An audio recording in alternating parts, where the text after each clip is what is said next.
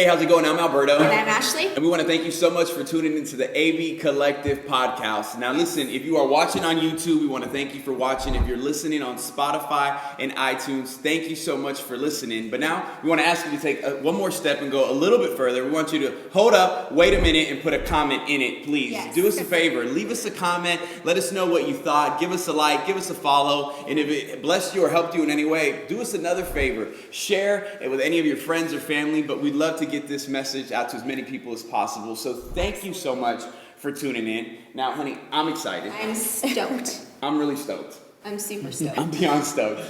We'll stop right there. But we are so stoked because we are in our brand new location. We are in the Idea Hive here in downtown Bakersfield. This is our first time filming a podcast on this location. Amazing. It's amazing. And our second time doing this pop-up concept where we kind of invite people from the community to come in and be a part of the conversation. So we actually have a few people in the audience today that we're super excited about. Yeah. But we have a panel here, if you haven't noticed. Yes, we have friends. We have friends, and we didn't have to pay them. That's when you know you have real friends. Right. But we're super excited to have a conversation today about creativity as it pertains to our faith, and even within the context of the church, and even in our city. And so I'm super pumped, and I want to go ahead and start off with this side. Why don't you guys go ahead and introduce yourselves, tell us who you are, and what do you do? Yeah, my name is Jean-Luc Schlegel. I am the creative director for a boutique ad agency here in Bakersfield called Scope Studios. I'm also the full-time talent manager for my dog, who's an Instagram influencer. Yes. Nice. Yeah, that takes up a lot of my time. Man, I didn't know that about you. Like, mind blown. Like, that would have been the reason I had you here in the first place. We're working on it. Yeah, we're working on it. Yeah. That's awesome. Good to have you. Good to have you. My name is Jake Heath, and I'm the communications director at Valley Baptist Church here in Bakersfield. And my wife and I also built a really small company called Solix Creative. And we basically, right now, we just do a lot of video content, photography for small businesses and just families here in town. And our hope is to slowly build that into more of a communication strategy and that sort of thing in time. Have you ever taken photos of his dog, though? No. Yeah, we need to work something out after this. Connection. That's awesome. Good to have you. Good to have you. Hello, I am Ruby Z. I am a wedding photographer in Bakersfield, but also travel a lot of places in California and out of the state. That's right. And then out of the country soon. Out of the country. Right. I have done that. Yeah, worldwide. Oh, there we go. Well, Mexico, but. Oh, okay. Awesome. Well, thank you. My name is Joseph Guerrero. I am a co-owner of a company here, a small business in Bakersfield. We're a print company. We specialize in screen printing and embroidery. But just in the last couple of years, we've seen a lot of growth, especially with a lot of creatives in Bakersfield. And so we just continue to expand our services, and we print pretty much everything at this point. That's awesome. So, yeah. Thanks for the jackets. Yeah. Absolutely. And Collective stickers. jackets. Yeah. That guy. That's awesome. That's awesome. Thank you, Joe. Love them. J.C. Mejia, Senior Associate Pastor at Vida Church. I'm also a songwriter and make music and anything that needs to be done. That's awesome. And you just released a new album. Did, in Spanish. In Spanish. ¿Cómo se llama? Promesas. Wow. And he speaks Spanish. I like that. I like that. Man, well, I just feel humbled to be sitting in this room, what I feel is a room full of greatness, and what you guys contribute to the kingdom, what you contribute to the fabric of this city, to the church, and to the lives of people that you serve. And what everything that you guys do requires some level of creativity. Now, I hate it when people say, I'm just not creative. I feel like when people say I'm just not creative, it's because they feel like they can't draw or something like that, like stick figures as far as they go, and they use that as a metric system to determine their level of creativity, which is kind of counter to what even Erwin McManus would say, which he says we're all creative, it's just in different ways. Yes. So first of all, if you feel like you're not creative, you need to stop speaking that in your life. It's in you. But all of you, to some extent, have to think creatively. Now, I would love to hear, where do you draw your creativity from to be able to do the day-to-day ministerial jobs that you guys do? You have to buzz in, by the way. Well, for us, we're constantly seeing different print come across, from all walks of life and businesses. And so for us, when we started our company, we really wanted to bring in people that didn't think like us. So there isn't anyone else in the company that thinks like I do or has ideas like I do. So as we build our team, we keep doing that. So then when we come together is when we can really bounce ideas off each other and come up with something creative. Or we'll bring in an outside source sometimes and ask questions, or bring in other creatives that say, hey, this is what I think is trending, this is what I think is popular, and so as a team, collaboratively, that's how we come up with our ideas. So interesting. You're saying that creativity comes from collaboration, Absolutely. not isolation. That's really Absolutely. good. So collaboration, not isolation. Absolutely. I mean, there's moments when you're in the lab with the pen and the pad, as the great Yes. apostle Dre said, but also those moments when you collaborate. Right. Absolutely. Okay. Yep. Awesome. Thank you. Anyone else? I think a need, Yeah. is probably my greatest source of inspiration. Yeah. If I see that there's a need and I need to come up with a solution, then I just try to fill that need. So need, and then I would also couple that with limitations. I think limitations are a great source That's a of really good. creativity, because the lesser you have, the more you have to do something with what you do have. That's right. Yeah. Wow. So That's need and powerful. limitation. That's good. I think too, you can't, Jake has a great book on the table here, you can't underestimate the idea of theft.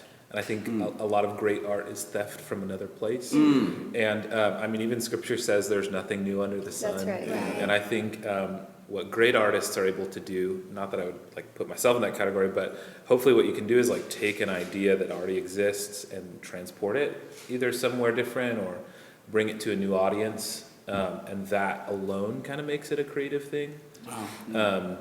I don't know if you want to say anything about that. 100%, man. This is a really awesome book called Steal Like an Artist. And for church One of my people, we favorites, don't too. steal. But Austin Kleon, We it's license. yeah. right. So, We but might. his whole premise is basically stealing from one person. We call that plagiarism. But stealing from many, we call that inspiration. Right. And his whole idea is that it's okay, like basically giving license to draw inspiration from all kinds of eclectic and diverse sort of creatives, and then honor them. I think that's the key in Yes. all Right. this That's is good. to honor your sources, and celebrate the people that you're borrowing from, so to speak.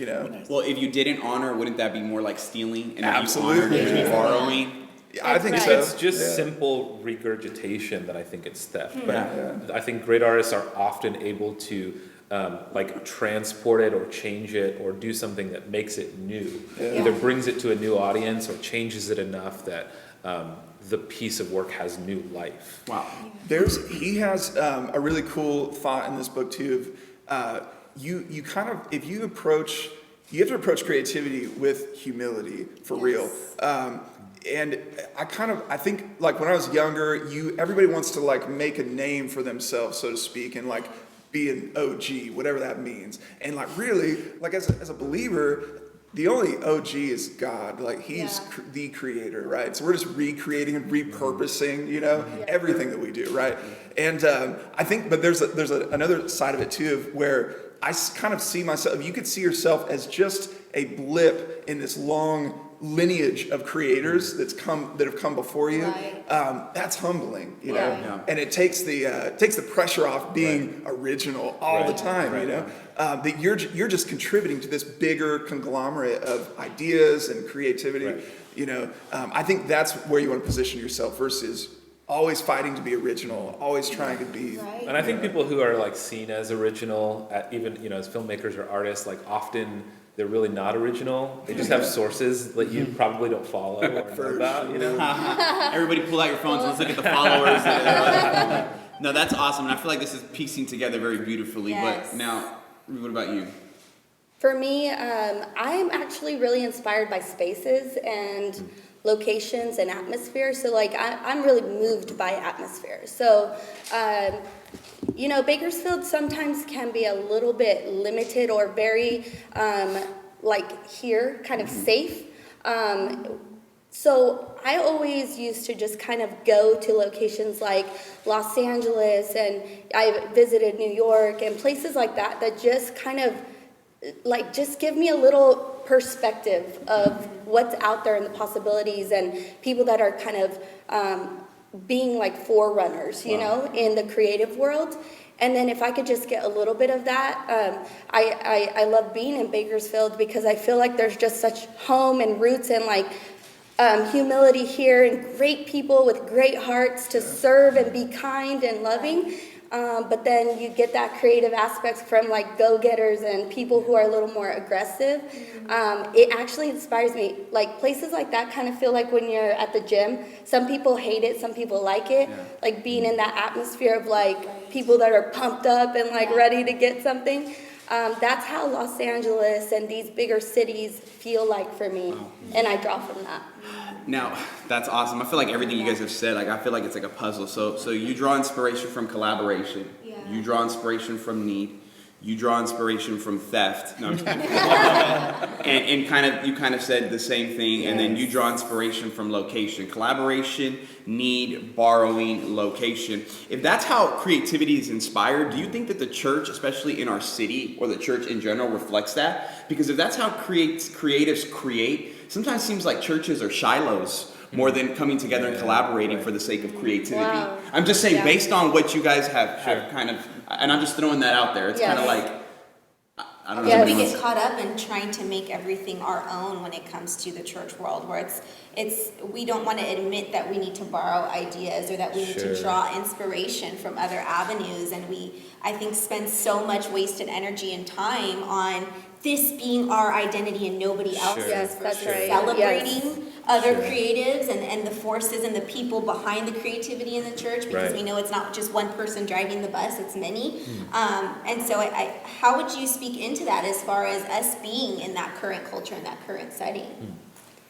For me, I think honestly I've grown a little bit of a frustration about this particular topic, because I do hear, like we are we're the church, we're supposed to be like the body, and everybody a working part of that body, and sometimes it just feels like we're saying that, but we're really not doing that. And it's like, okay, so for me, I like to think of the church sometimes, and this is like so against like church culture, like nobody likes to think of it like this, is like a business mindset, right? Or an organization. And not every business, like you can have the same business, for example, how many photographers are there? Tons. But we can all be different and serve different people, and different people need to come to different photographers. Well, if we got to the mindset that all of these churches are serving different people, we can serve a wider range of the community if we just honored like who we were in our space and then joined together. That's good. I think the body of Christ is like big and diverse and beautiful, and I think there's something for everyone. And I think typically, to kind of go back to that whole body metaphor that Scripture lays out, is it's like one thing to talk about on paper, but then it's another thing to like actually honor someone's giftings who are different than you, like in real life. But I think one of the cool things about like not having a vocational ministry job too is that you can kind of test your ideas out in real life, so to speak, to see if they work. And that's been something that I've really enjoyed doing, like using these ideas in business for real companies and getting paid to do it, and then taking that concept or taking that idea and then exporting it back to church as a volunteer. I think is really powerful. I will say too, this man is a bridge builder in churches, and he wouldn't say that, but our relationship started in church, and we go to different churches, different cultures, different. You guys go to different churches? Yeah, You don't have to. So, but like he reached, and I think that's where it starts, is in that learning from each other. Because I think it's cool. Like I'm not against multiple churches. I think it's necessary to have different churches. Exactly what Ruby said, that different cultures serve different people well. So I think that's important. But I think that it's important to reach and to learn from each other, and I think it just starts with a phone call of, hey, I've been watching what you're doing, and I love it so much, and can we get coffee and just talk about what that means, so anyway. Now, this is all good. I want to talk about this in particular because I know there's people that are watching, and we get people that watch literally from all over the place, and not everybody is watching from LA, New York, Milan, Miami, and I don't know, Milan in there, I guess because Paris Fashion Week. And so, but a lot of people are in smaller cities or cities that aren't as big, and oftentimes these cities get deemed as not being creative cities or cities that are full of creatives, which is ironic because then you go to LA and it's full of creatives, not realizing that all of them moved from cities like this to LA. And Bakersfield is catching a lot of people's attention. I mean, I'm big on the Washington Post did an article about Bakersfield, calling it the new cowboy cocktail, talking about millennials moving here, they can afford homes and et cetera, et cetera. But you're seeing a shift take place in our city. And here's what I've known. I'm not from Bakersfield. I'm from LA. I love Bakersfield. I've really come. I even bought a house so people would stop asking me if I'm moving. And so, real expensive decision to make just for that, right? But I believe, just from my observation, just like from a Nehemiah perspective, that the city for so long has celebrated what's good and not what's great. And so for so long, people have gotten by being mediocre, and mediocrity was celebrated, and that was the bar. And if you tried to accelerate or go above that bar, you were kind of like, it's a little too edgy, you're pushing it. Right, yes. But I feel like the bar is going a little bit higher now, and I feel like people in the city who are creatives are kind of starting to say, yeah, I know you set those limitations, but I'm not good with that. I want to go. And so what you're seeing, and I'm just saying, instead of people moving out of Bakersfield when they go to college, now they're moving back in, and they're bringing that with them. So there is a shift in the fabric of our city. Do you guys see that shift, and how does it speak to creatives? I think there's so much opportunity here right now in so many ways. It feels like Bakersfield is almost a city in its adolescence, that it's kind of starting to come into its own. And I think what's cool and what's different about Kern County and Bakersfield versus LA is just the level of saturation. Like you go to LA to be a really niche like illustrator of, flannel things, and there's like 2,000 of them, and then in a place like Bakersfield, you could be like the only person doing it, and there's going to be need for it here. So I think there's so much opportunity, and what's different, I think, now versus maybe 5 years ago, 10 years ago, is that people are actually responding to it. Like I think if you maybe would have like pitched Cafe Smitten, for example, 5 years ago, people would have been like, it's not gonna take off, but it's like, it's the spot. And people in the community, exactly. People are responding to it. I think that's one of the big things that's changed recently. Wow. I'd speak to you mentioned, like, what would you say to a creative or someone that's living in a small town? Don't mistake your living in a small town as like a liability or hindrance. That's an opportunity.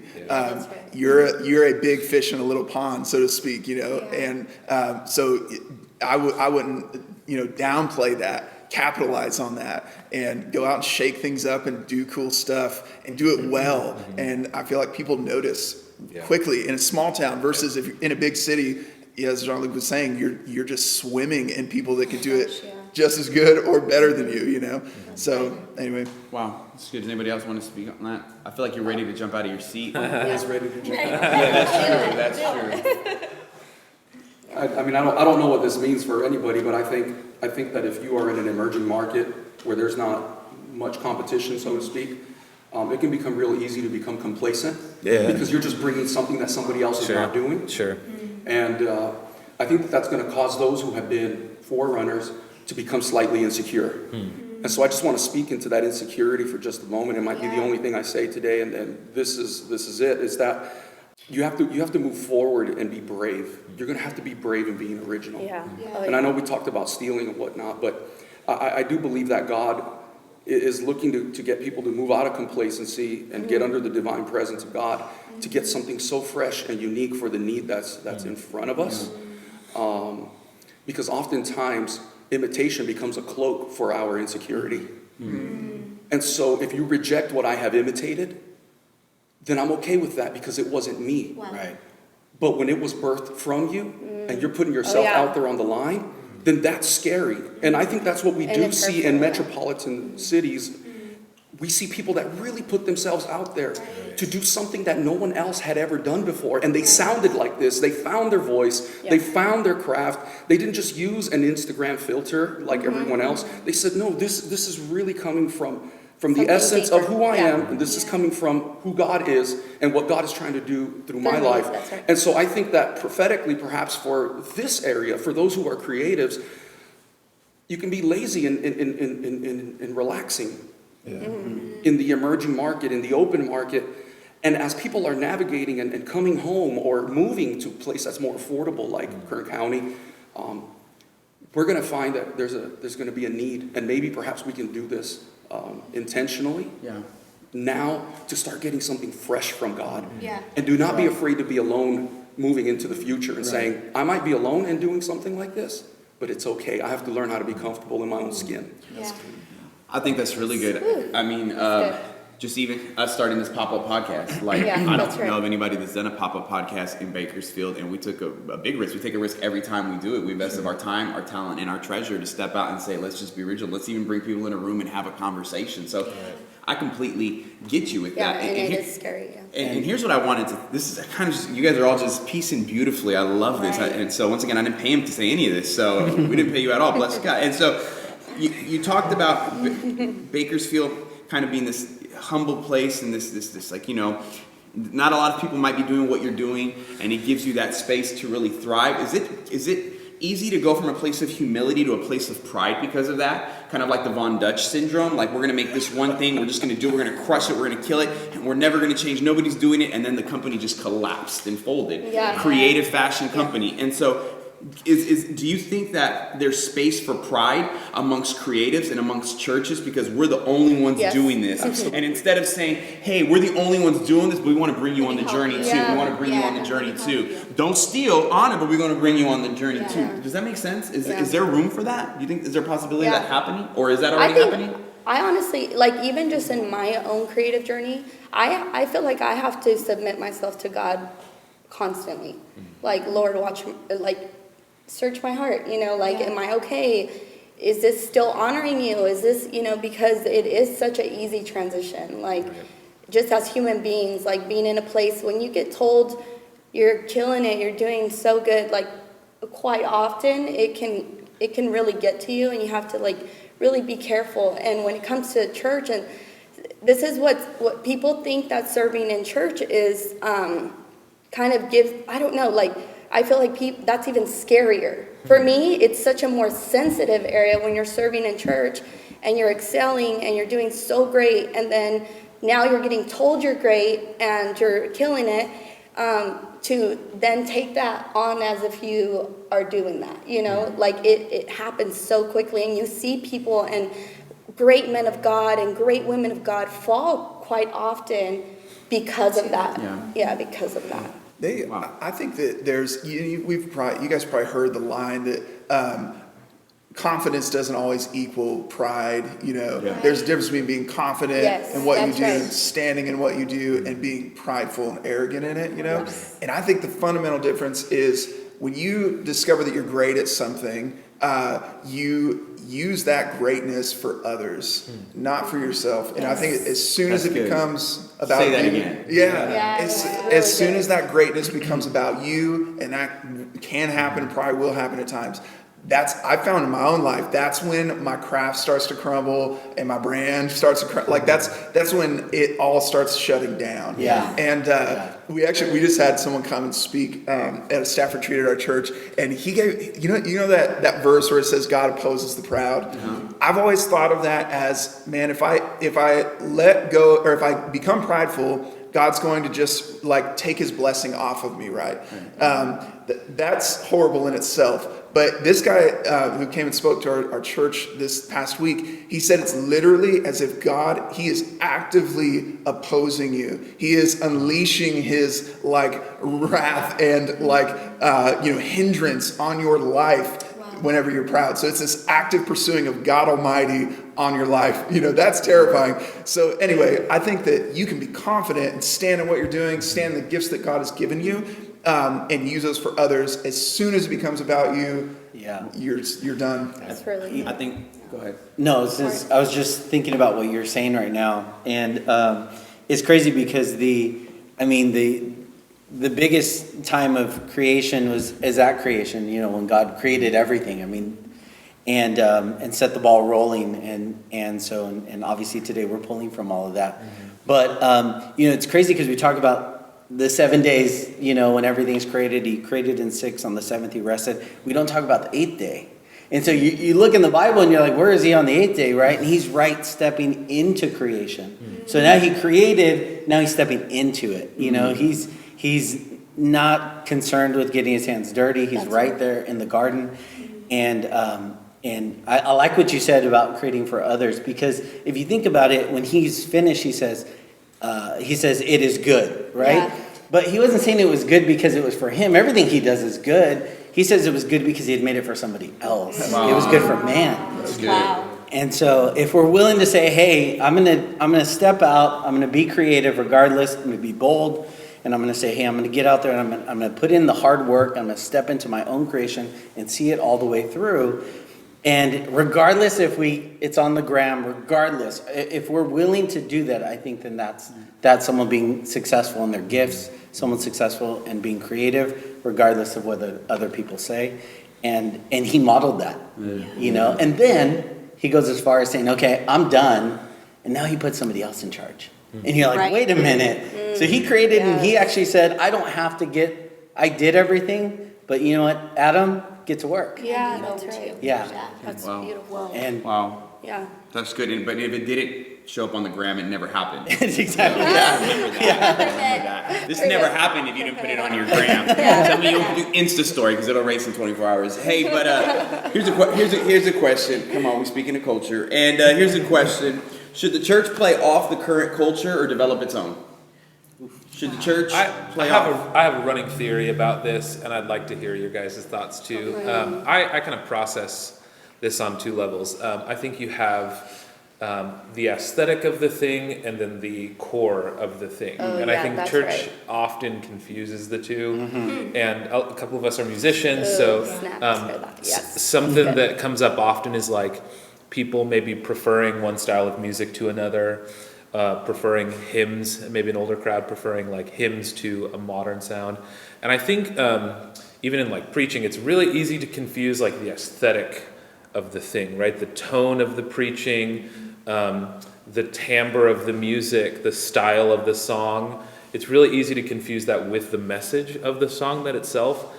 And I think each generation of believers kind of has the duty to continue the core of the thing, right? Like we can't walk away from the core of the gospel, but aesthetics are going to change. Like there's so much different now than 1,000 years ago, like way different, you know? So I think to me, it's not even a conversation like the aesthetics, the like culture, how we sing, what instruments we play, how we talk, like it's going to change. In 50 years, it may be unrecognizable from where we are now.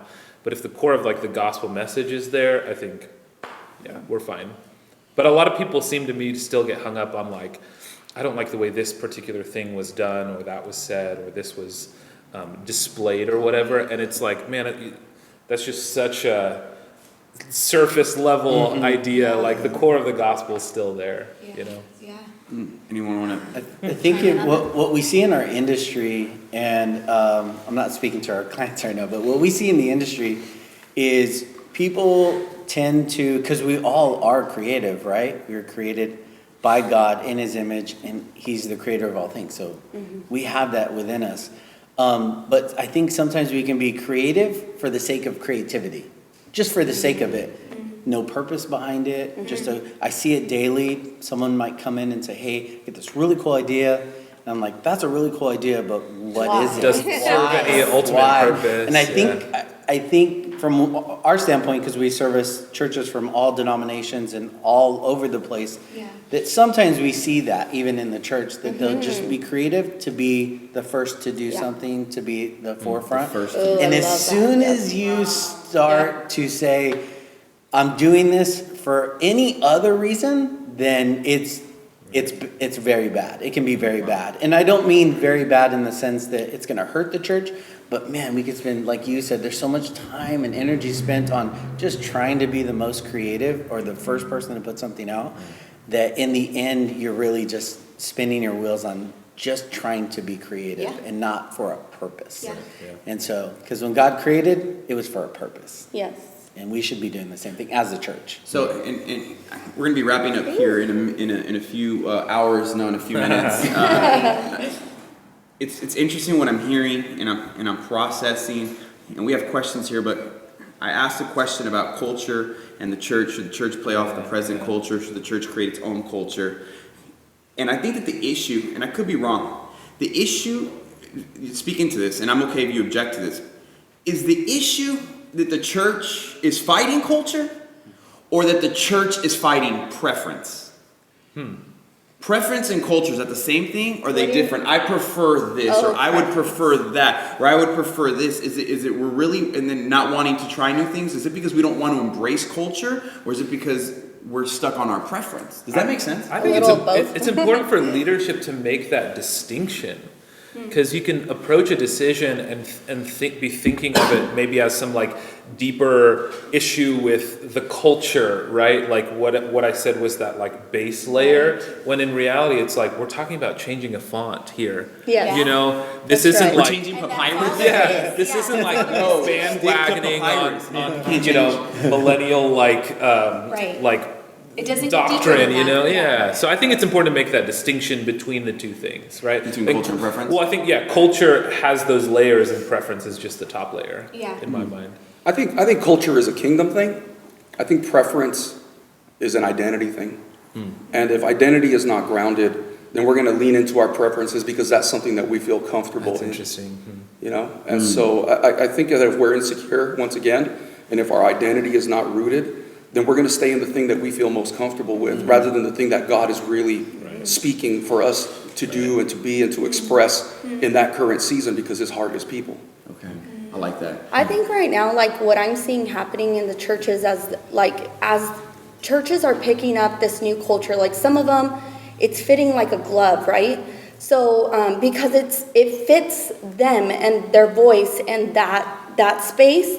And so other churches are seeing that it's working for them, and then they go, oh, let's implement that, Right. or let's do that. And then it just does not fit Right. Yes. the culture or the community. And it's like, don't do that. Yeah. You That kind know? of goes back to what you were saying about like creating for a purpose Right. versus just like creating to create. And I think That's you're right that a lot of right, people yeah, like adopt a practice or a preference or an aesthetic Yes. without having a reason to do so. It doesn't like actually I reflect believe their that there's a motivation. modern day culture way of doing you as a church. Like, you do have to get with the program of the change that's happening, because you know, like we're supposed to be, I believe, like, this is going to sound really bad, but I believe that the church is supposed to be the trendsetter. Oh my gosh, that was so bad.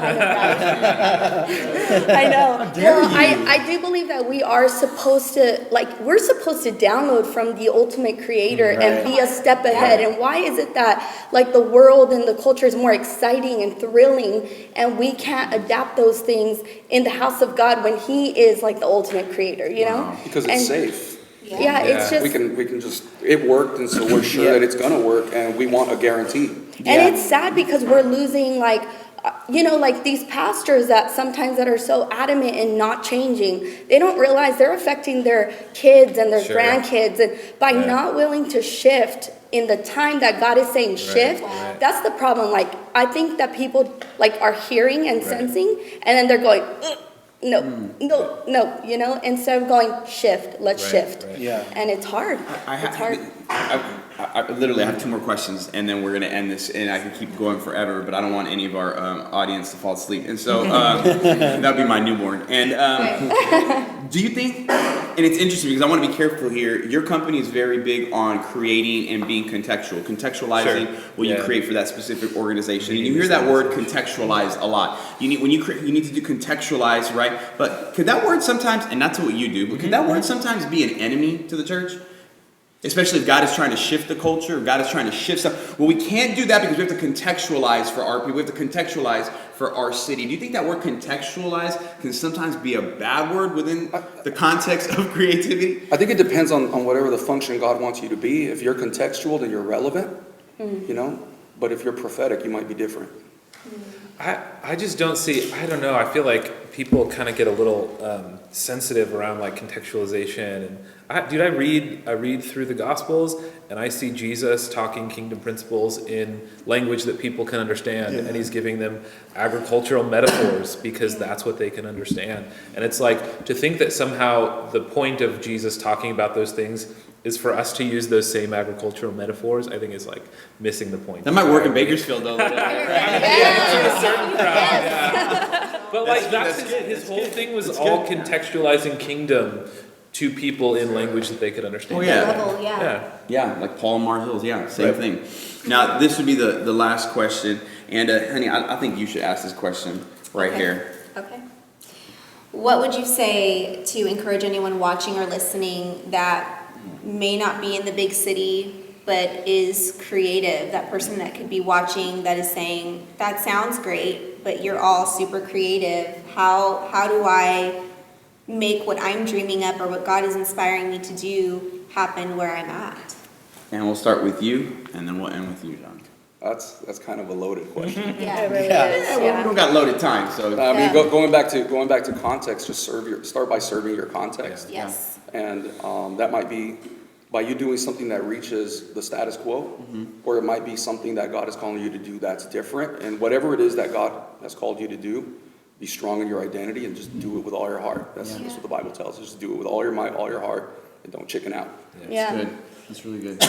Joe? Yeah, I would say the biggest thing is finding out really where you want to be. So if it's within a church setting, if it's public setting, wherever, and I say give yourself over to that. Walk in somewhere that you really want to work and say, hey, I'll do it for free. And you don't see a lot of people doing that. I have a lot of people walk in and say, how much will you pay me to do this? But man, be different. Just walk in and say, hey, and then immerse yourself in that industry, in that whatever it is that you want to do. And I guarantee you're going to find you'll be able to at least fine tune, get to the next level, and then really see if that's something that you want to do for the rest of your life, or if it's just seasonal. And so, but give yourself over to it, and we all want to make a paycheck, but man, do it for free. Yes, even. it's huge. And you'll have less no's, I guarantee you. Say that again. Do Yeah. it different, and then get paid later. Then get paid later. Yeah. All right. I believe in that too.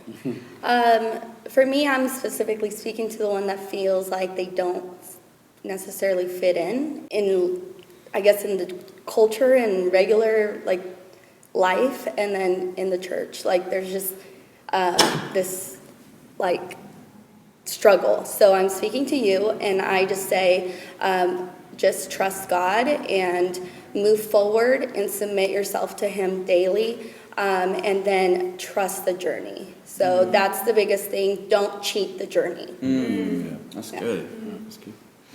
Yeah, I would say, we talked about it earlier, but don't mistake your location, being in a small town, as a liability. That's an opportunity, and practically, Ruby just touched on this, but every one of us up here have insecurities and fears, and the people that take a risk and step out and be vulnerable and put their selves on the line, sometimes they fail. Yes. Sometimes they don't. Sometimes they actually succeed. I'm sure this panel is full of all kinds of failure. I know I got a ton of it in my life. If you can try to figure out how to embrace failure and almost even look forward to failure, because that's as a time to get better, as a time to reflect and say, okay, that was I'm not going to do that again, kind of thing. I think that's helpful to embrace rejection. And not everybody's going to want your product, not everybody's going to want your stuff, and that's okay. You just keep hustling. There's a guy that I follow. His name's Carey Nieuwhof, and he has an awesome podcast on leadership and church stuff. And he just posted this random story the other day. He's specifically talking to Gen Z and millennials, and he's like, how could we, basically the question was, how can we show our older generations that we're worth something, that we have something to contribute, and that we can lead? And he just if I could tattoo this on myself, this is what it'd be. We know a guy, we could go right down the street. He said, be ridiculously good at what you do, show humility, ask questions. I think those are paired together. Be humble, ask questions. He said, don't miss deadlines. Make your promises. That's Don't right. don't miss deadlines. And Absolutely, lastly, that's right. just hustle. And don't worry about what people are thinking about you, or bad press, or whatever those things may come. Just hustle. Put your head down and hustle. That's good. Yeah. That's good. really Wow. good. That's good. Thank you. I helped Carrie put that podcast together, by the way. Did you? Yeah. We'll talk about that later. Okay, just kidding. I did it. I think if you're a budding creative and you're looking for space, I think it's so important like Ruby said, to trust the journey and to spend that time honing your craft so that you can get invited to the table where those decisions are ultimately made. And I think for me, the church has been such a great place to explore those giftings that God has given me. And I think there's not a church in the country that doesn't need a graphic for a youth group thing. And there are so many opportunities in the church to like explore and hone your giftings. And I think that's the start. Find a space where you can practice your gift and then hone it so that you can be invited to the table. Oh, that's good. That's good. Well, that was good, guys. Well, thank you so much. I feel like we could go on for so much longer, but we can't. And at the same time, really quick, Ashley and I want to thank you guys so much for being on this episode. So much wisdom. So much wisdom, and we appreciate having you guys in our lives. And I think God is doing something great in our city, in our churches, and in our industries. Yes, amen. And so, thank you for everybody that came and be a part of this. We appreciate you guys. And also for everybody watching and listening, thank you so much for tuning in. Once again, we ask that you like, comment, subscribe, and share all at the same time while juggling. Just kidding. But hey, we thank you for tuning in, and we look forward to seeing you next time. God bless.